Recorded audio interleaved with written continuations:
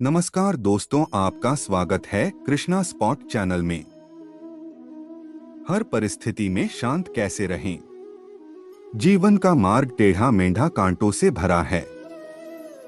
जीवन कोई फूलों की सेज नहीं है जो आसानी से पार हो जाए। हमें इसी उतार चढ़ाव के जीवन में स्वयं को कैसे आगे बढ़ाना है, यही विचारणीय है। परिस्थितियां तो आपको हंसाएगी भी और रुलाएगी भी, पर अपने संतुलन को नहीं खोना। हर स्थिति परिस्थिति का सामना करते हुए चलते चले जाओ। भगवान कृष्ण ने गीता में यही उपदेश दिए हैं कि विपरीत परिस्थितियों में भी संतुलन बनाकर जीवन के मार्ग पर कैसे बढ़ते जाना है। पहली बात तो यही कि अपने नियमों में दृढ़ बनिए, अनुशासन का पालन कीजिए और छोटी छोटी बातों में उलझकर समय व्यर्थ नहीं करना। यह समझिए कि जीवन बहुत मूल्यवान है। जो समय निकल गया वह लौटकर नहीं आ सकता, इसलिए व्यर्थ की बातों में अपना समय और शक्ति ना बर्बाद करें। अपने जीवन का कोई एक लक्ष्य निर्धारित कीजिए, क्योंकि लक्ष्यहीन जीवन का कोई मूल्य नहीं। जब आपके सामने कोई लक्ष्य होता है तो व्यक्ति को दिशा भी मिलती है और कुछ करने का उत्साह भी। वैर भाव, ईर्ष्या, क्रोध, यह जब ऐसे दुर्गुण हैं जो आपकी प्रगति में बाधक हैं, इस सब से हमें दूर रहना है। यदि आप किसी के साथ वैर भाव या बदला लेने की भावना लेकर चलते हैं तो आप अपनी ऊर्जा का स्वयं ही ह्रास कर रहे होते हैं।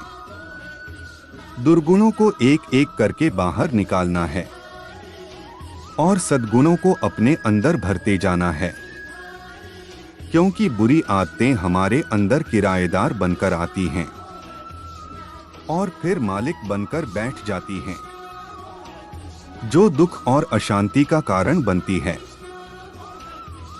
अपने स्वभाव को और आदतों को लगातार चेक करते रहिए कि कहीं मैं गलत दिशा में तो नहीं जा रहा। आत्मचिंतन ही एक ऐसा आईना है जो आपको आपकी बुराइयों से अवगत कराता है, क्योंकि किसी के कहने से आप नहीं मानेंगे। स्वयं का निरीक्षण करते रहिए और धीरे धीरे अपने व्यक्तित्व को निखारते रहिए। अध्यात्म से जुड़कर आप अपने को बहुत ऊंचा उठा सकते हो, क्योंकि जिस व्यक्ति के जीवन में धर्म नहीं, भक्ति नहीं, वह तो पशुवत जीवन जी रहा है। सबसे बड़ी अशांति का कारण तो हमारी सोच है।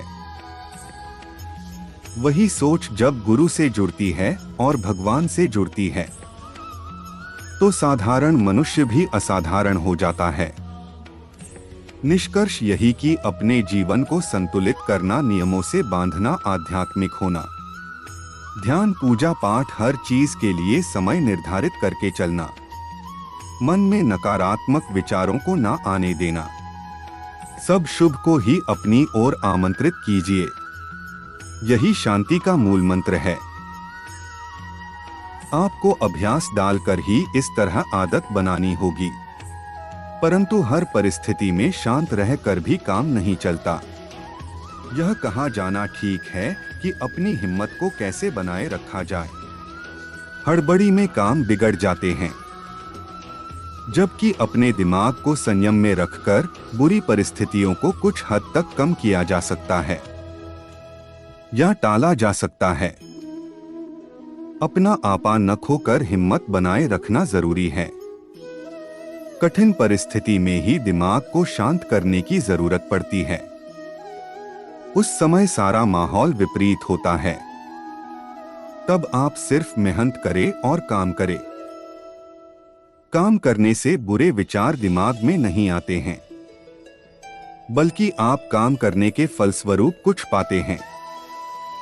यदि बुरा हुआ तो अनुभव मिलता है, वरना सफलता के दर्शन होते देर नहीं लगती है। जो लोग कठिन परिस्थिति में हाथ पर हाथ रखकर बैठ जाते हैं, उनका दिमाग शांत नहीं रहता है। वे अपने हालत को बदल नहीं पाते हैं। जब हालत विपरीत हो तब आप लंबी गहरी सांस लेने की कोशिश करें। आपका सारा ध्यान आसपास की बुरी बातों से सिमटकर सांसों पर केंद्रित हो जाएगा। आप सिप सिप करके पानी पीने की कोशिश करें। आप खाली न रहे कोई मनपसंद काम करें। खाली दिमाग शैतान का घर होता है। किसी से बात करके अपना मन हल्का किया जा सकता है। आपको शांत करने कोई बाहर से नहीं आएगा, बल्कि आपको खुद ही कोशिश करनी पड़ेगी। स्थिति को परिस्थिति में बदलाव के प्रक्रिया को प्रतिक्रिया कहते हैं। और इसीलिए कहावत है और लोग कहते हैं कि अभाव में प्रभाव के साथ जीते हैं एवं प्रभाव में भी अभाव के साथ जीते हैं। वो लोग अपने अपने दिमाग को शांत करने के लिए तत्पर रहना बहुत जरूरी है। और दुनियावी माया जाल से कोई भी इंसान मुक्त नहीं हो सकता है। लेख को पढ़ने के लिए आपका बहुत बहुत आभार प्रकट करते हैं। समय पर भरोसा रखें, आज तक कोई ऐसी रात नहीं हुई जिसका सवेरा न हुआ हो। जंगल में लगी बड़ी से बड़ी आग भी एक दिन शांत हो ही जाती है। कुछ न कुछ नया सीखते पढ़ते रहें। ये इन परिस्थितियों के उपहार स्वरूप आपको हमेशा याद रहेगा। आत्मचिंतन मनन करने का यही समय होता है, क्योंकि जब दरवाजे खुलने लगेंगे तो फिर दौड़ शुरू हो जाती है।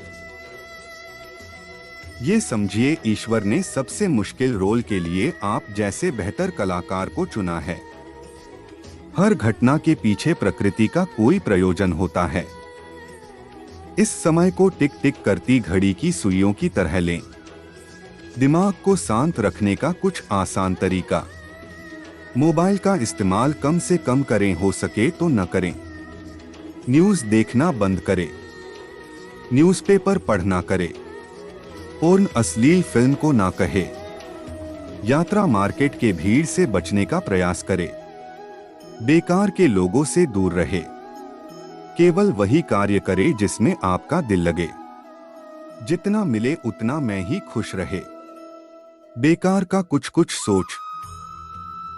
ठीक है, लकड़ी आटा तेल घी सब्जी लेकर आनंद महाराज चले गए। जैसा तैसा खाना भी बनाया, खाने लगा तो याद आया गुरुजी ने कहा था कि राम जी को भोग लगाना है। वह भजन गाने लगा, आओ मेरे राम जी भोग लगाओ जी, प्रभु राम आइए, श्री राम आइए, मेरे भोजन का भोग लगाइए। हिंदी मोटिवेशनल कोट्स अच्छा दिखने के लिए नहीं, किंतु अच्छा बनने के लिए जियो। इस दुनिया की कोई भी चीज आपको खुश नहीं कर सकती जब तक आप खुद खुश होना ना चाहे। कभी भी मुश्किलों के आगे हार नहीं मानो। प्रेरक उद्धरण हिंदी में, कामयाब इंसान भले ही खुश न रहे, खुश रहने वाला इंसान कामयाब जरूर होता है। कामयाब लोगों के चेहरों पर दो चीज होती है, एक साइलेंस और दूसरा स्माइल। जीतने के लिए आपका जिद्दी होना जरूरी है। समय इंसान को जिंदगी की असली कीमत बताता है। समय ही इंसान को बलवान बनाता है। बुराई चाहे छोटी हो चाहे बड़ी, हमेशा व्यक्ति को सफल होने के मार्ग में रुकावट डालती है। जो मनुष्य अपनी ज्ञानेंद्रियों को अपने वश में रखता है, वही मनुष्य सही ज्ञान को अर्जित करता है। किसी के आगे सर झुकाने से अच्छा है गौड़ के सामने सर झुकाओ। किसी के आगे सर झुकाने की जरूरत नहीं पड़ेगी। अपनी सोच और नियत को हमेशा अच्छी रखिए, फिर आपके सारे कार्य सही सिद्ध होंगे। भगवान कृष्ण के बिना जीवन, भक्ति के बिना प्रार्थना, भावना के बिना शब्द, सुगंध के बिना अनुयायी, प्रतिध्वनि के बिना प्रतिध्वनि, लक्ष्य के बिना अस्तित्व, आत्मा के बिना संसार जैसा लगता है। जो लोग अपने भक्तों को धोखा देने की कोशिश करते हैं, उनके लिए कृष्ण सबसे बड़े धोखेबाज हैं।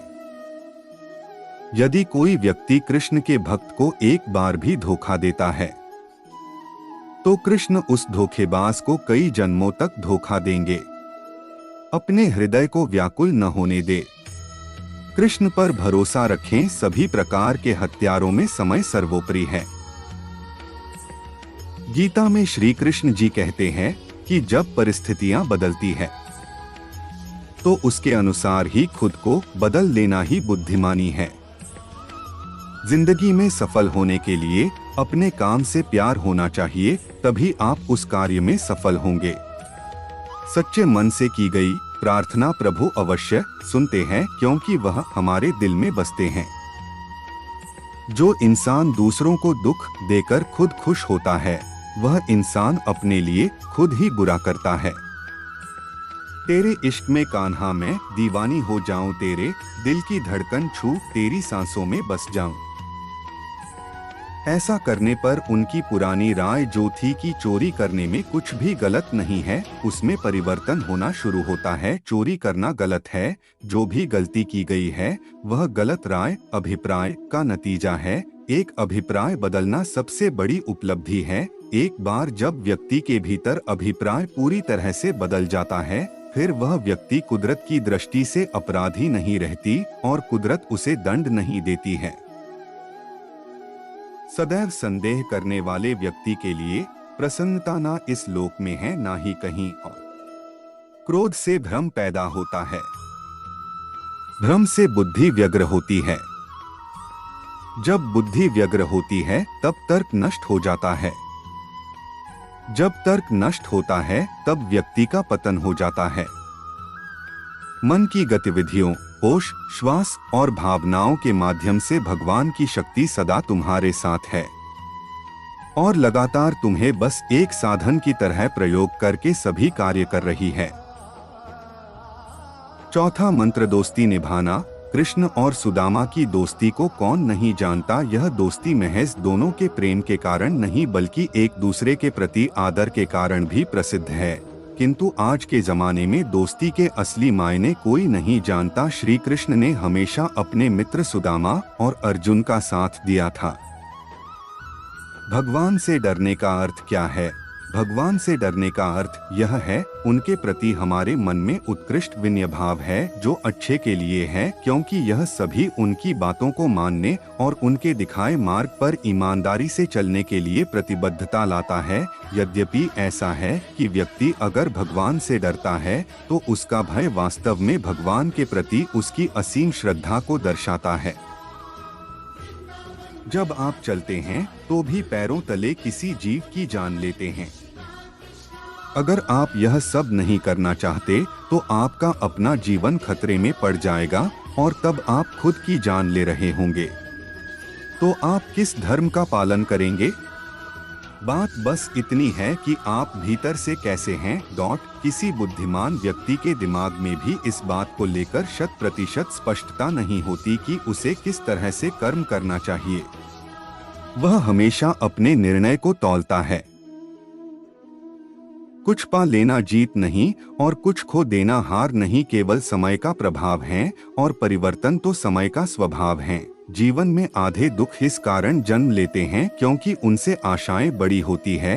इन आशाओं का त्याग करके देखो, जीवन में सुख ही सुख है। समय जब न्याय करता है तब गवाहों की जरूरत नहीं पड़ती। परिवर्तन से डरे नहीं, आप कुछ अच्छा हो सकते हैं लेकिन आप कुछ बेहतर पा भी सकते हैं। शस्त्र केवल शरीर को घायल करते हैं, लेकिन शब्द भी आत्मा को चोट पहुंचाते हैं। अपने अंदर दया करो, न कि बारिश के खिलने से फूल खिल जाते हैं और उसकी गर्जना से नहीं, जब विरोधियों का पलड़ा भारी हो। इसलिए जीत के लिए कूटनीति का रास्ता अपनाएं। गलत व्यक्ति जो भी मीठा बोलेगा वह आपके लिए रोग बन जाएगा और वास्तविक व्यक्ति कितना भी कड़वा क्यों न हो, एक दिन वह औषधि बन जाएगी। दुनिया में माता और पिता ही ऐसे लोग हैं जो चाहते हैं कि हमारे बच्चे हमसे ज्यादा सफल हों। अक्सर देखा गया है कि आजकल लोग एक दूसरे की शिकायत करने में लगे रहते हैं। इस तरह के लोग किसी भी कार्य में अपना ध्यान केंद्रित नहीं कर पाते हैं, परंतु जो लोग हमेशा खुश रहते हैं वह इन सभी बातों को ठीक प्रकार से समझते हैं और वह कभी भी किसी अन्य की शिकायत नहीं करते हैं। 16 जब राधा और कृष्ण एक होते हैं तो संसार का विश्वास और प्यार उनके प्रेम में समाया रहता है। 17 राधा कृष्ण का प्यार सदैव विजयी है क्योंकि वह अद्वितीय है और जगत के सभी बाधाओं को पार करता है। 18 जब आप राधा कृष्ण के प्यार का अनुभव करते हैं तो आप जीवन के सभी अवसरों को प्रेम के रूप में देखते हैं। 11 जब तक आपके मन में राधा कृष्ण की चित्रणा है तब तक आपके जीवन में सुख और शांति की अवधारणा है। 12 प्रेम को व्यक्त करने का सबसे सुंदर तरीका है राधा कृष्ण के वचनों को मन में स्थान देना। 13 राधा कृष्ण का प्यार निरंतर हृदय में उजागर रहता है, जैसे सूरज का तापमान निरंतर बढ़ता रहता है। भगवत भावना के बिना मनुष्य जल के बाहर मछली के समान है तथा अन्य सभी भौतिक सुविधाओं के उपलब्ध होने पर भी वह सुखी नहीं हो सकता है। जय श्री कृष्णा। सांवरे कौन। श्री कृष्णा के विचार सुनने के लिए हमारे चैनल को सब्सक्राइब करें और लाइक करें।